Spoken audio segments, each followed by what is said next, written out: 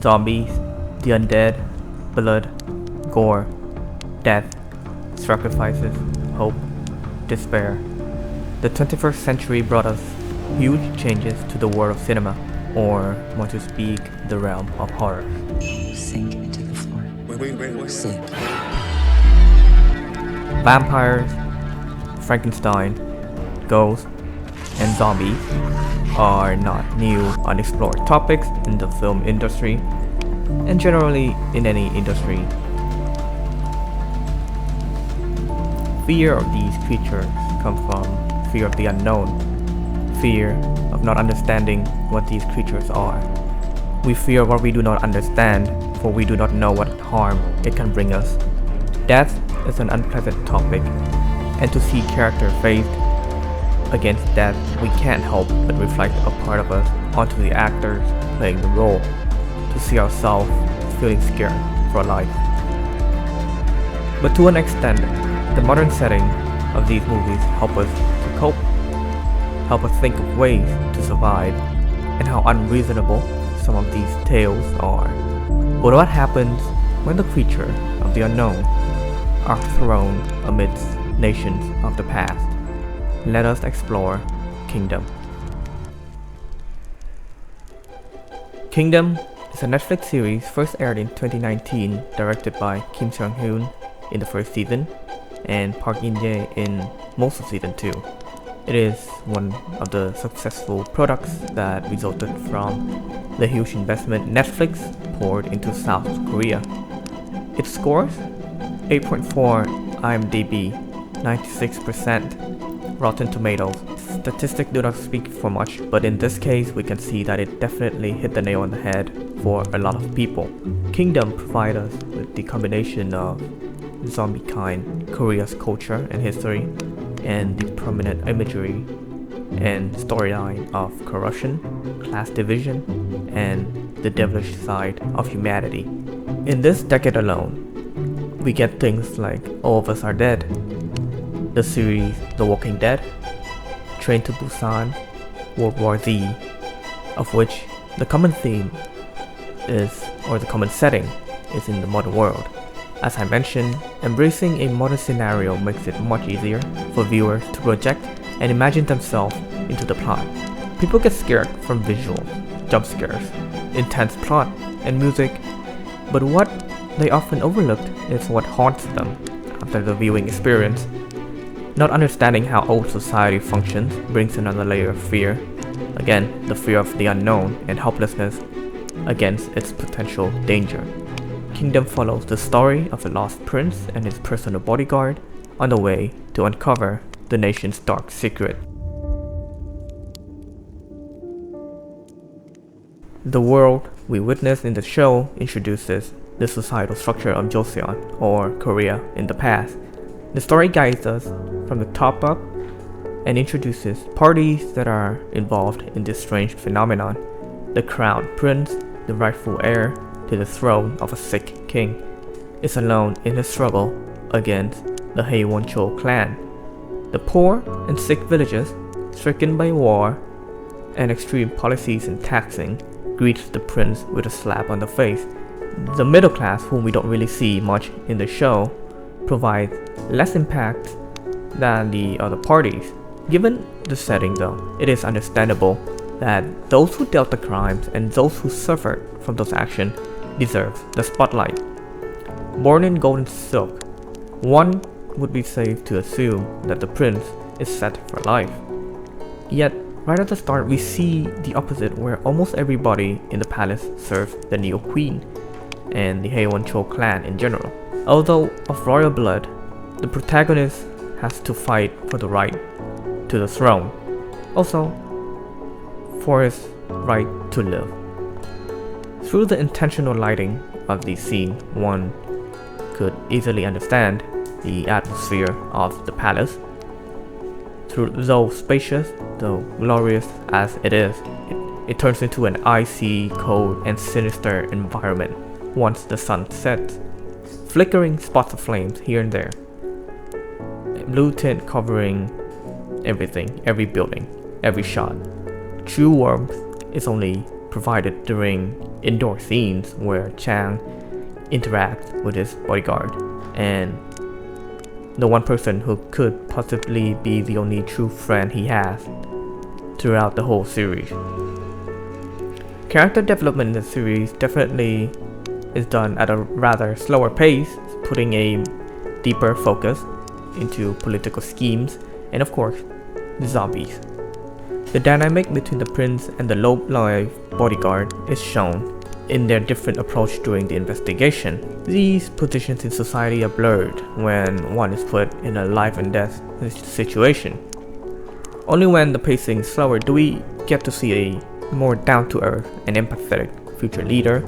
At the same time, seeing the cruelty of how peasants have to live in fear for their life around these members of higher social status. The decisions of the prince, though on the surface should be the standard, is so unbelievably kind and humble and out of the ordinary that the common folks can't help but feel compassion for him. And it is what they want all along, and what the prince aims to change when he gets in control, he gets on his throne. The trust that he gained over time from the people is not a brand new concept, but it is conveyed very well in the context of Kingdom. This will be the general idea and theme that we will visit several times in this video. Selby, or should I say the female physician, her name is rarely mentioned throughout this show. This can be interpreted as an indication for a woman's role in past societies. The nameless one, the female physician, rarely, mostly never Selby, for the most part. To simply put, women in Kingdom are shown as poor mothers, a tool to give birth to young boys, nurses, physicians, poor workers. The show successfully highlighted the tradition of the past where men are superior, the spear to the future, the one to lead the country. Perhaps the producers could afford more to represent more of Selby, more characters like her, I should say. But in turn, it might provide us with unsatisfactory character that feels like they were put in for the sake of hitting the quota. Selby is undoubtedly talented in her craft with a huge dedication and selflessness to cure the disease and help and save whoever she can. During the sequence of Lord Cho's sickness, there was not a moment of hesitation to save the antagonist. One could argue that she may or may not be aware of all the details, but selflessness moments of Selby are spread throughout the whole journey, not just in that moment. It's also interesting to see her being clueless in front of Byeonpal's advances. The first proper interaction, without imminent death, reinstates the fear and rigid social ranking and how one should present themselves in front of a magistrate or a person of high social status. The thought of a relationship between a magistrate and a peasant worker is unrealistic. Hence, Selby interpreting the scene as Byeonpal's needing her expertise. The magistrate is shown to have grown up in a toxic environment, spoon-fed with toxic ideas, and the tendency to put himself in front of anyone. Viewers can sympathize with Byeonpal in different moments, but the non-contributing, useless character bears similarity with and both characters sharing the same similarity have power in the hand to change things, but only really mature and take action at the height of the show. Byeonpal exists as the counterfeit to a corrupted, sinister government. He provides hope for a new era of Joseon, but at least that's far in the future.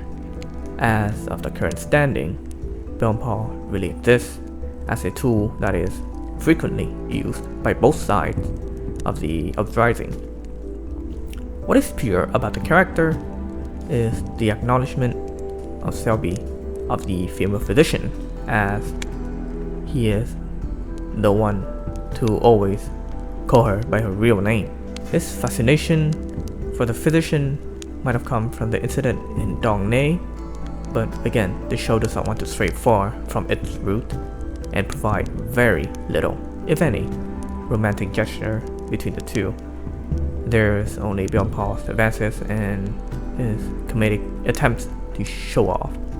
In the end, we do get to see his maturity as responsibilities build on, but still managing to retain the pure heart that makes him who he is.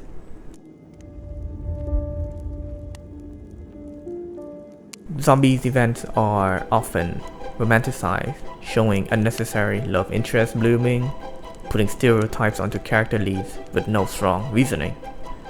Though fascinating and sweet, it takes away the immersion of the world of pain and struggles surrounding them. Now, All of Us Are Dead, a disease outbreak in the modern era, following a group of students. Also, stuck with the concept until the end. The problem with it is the introduction of too many underdeveloped characters with little room to grow. Sure, teenagers' emotions are over the place, but it is not enough to justify the unnecessary love triangle, the roller coaster of sweet high school moments with death and agony. Kingdom, on the other hand, only play the death card when the moment is right. The bodyguard, Moo Young, a part of the dynamic, played his role as a trusty bodyguard and a close friend perfectly. The man is shown to be a sworn protector, but also given a proper reason to turn against the prince himself. Moo Young is a positive image of a man, extremely caring and grateful for his pregnant wife. And to see the character go through hell surely leaves a huge impact on viewers. Warning, this section of the video will take a strange turn now and will include a more personal opinion on several subjects. Please stay vigilant and wait for the rant to be over. Okay, now first of all, what is this girl doing in All of Us Are Dead?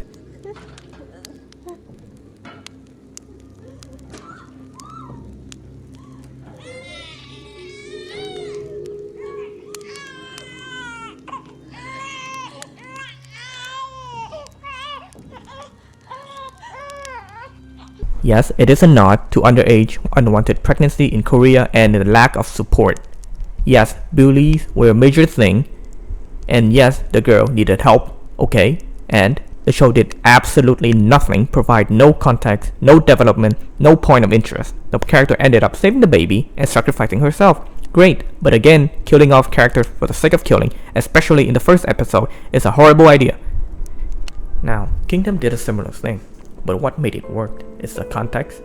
The mother did not randomly walk home and run into the undead, but rather caught up in her home. The motherly final act of the character is by no means innovative, but it makes sense, and therefore the effect, the impact is there. The crimes displayed in Kingdom are dark and fitting to the theme. Of course, treason, dictatorship, and the securing of power are sins that are punishable by death. There are things, smaller in scale however, that are much more impactful in terms of death. Take Chohachu, for example, Lord of Haewoncho clan. The beautiful scenery of the lake inside the main palace is where he is oftentimes seen. However, it holds a dark secret, and it represents the countless crimes that we do not see on camera, but implied that it happened in the past, the things that he did to get to the power, the things that he did to climb to where he is. Characters in Kingdom will throw away human decency in order to achieve their goals. The Queen's ruthless orders may be the worst one throughout the series, and perhaps it is best if not much of it is shown on screen. If you know, you know. However, what makes it the most devilish thing is the motivation behind it. Great antagonists always have a reason to act the way they act, to do the things they do, as it is deep-rooted from the pains and the unjust of the past. No one is born evil, and this is no exception. We discover in the later parts of the series that the father-daughter villain dynamic is not perfect, and in fact is built from a misogynistic ideals of Lord Cho. and it is what ultimately brought the evil queen into the world of kingdom. Even as the predator on top of the food chain, she still has to bow down to her father, the male character in control. In fact, the queen, Her Majesty, suffers the same fate as the female physician. The problem of not having a name. What is different here is that her name was never mentioned by anyone at any time during the series. If you look up Kingdom's cast, she will only be referred to as Queen Consort Cho.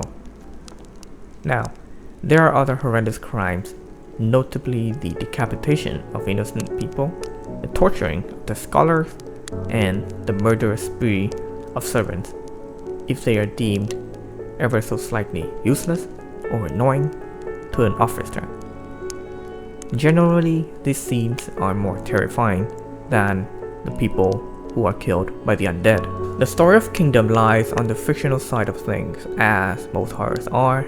Generally, after Act 1s and 2s of movies and series, people will have the tendency to look for explanation, or they expect so, before the ending arrives. The mysterious creatures will eventually fall. If the reasoning behind the pandemic falls below expectation, viewers' immersion can be ruined. The show shifts the blame onto a mysterious plant, of course with no specific name, only to be referred to as the resurrection plant. Taking into account the palette of different scenes, it is rather clear that the plant is deliberately chosen to stand out as an ominous, innocent yet deadly. As the show progresses and the nature of the disease is revealed to the viewers, we see less of the plant and more so on the true cause of the pandemic. Eventually, it is revealed that there's more than just the consumption of the plant that caused the dead to rise once more. At the end of Kingdom, the main group travels up north and promises some sort of sequel, which eventually resulted in the standalone film Kingdom: Ashen of the North. We won't go into details, but the mysterious nature of the resurrection sells much better than the genetically altered humanoids or the injection of animal genes in flesh-craving monsters. Overall, Kingdom has shown viewers what it truly means to create a zombie horror. Of course, with Netflix backing the series based on a webtoon, the producers were more financially stable to pursue their vision without having to take into consideration the aspect that sells a series. There are other shows that are also funded by Netflix, but perhaps the company's expectations have risen and producers and directors have to play along with the numbers game. Anyway, Kingdom is an excellent example of how one should do horror and still be able to convey important messages on social struggles. If there was a formula to take away from Kingdom, or just a general tip, it would be to know where the bar is, deciding which elements are important to focus on, which to get rid of, and knowing when to play the pregnant card. That's all for now. Stay safe and chop off their heads when you see one.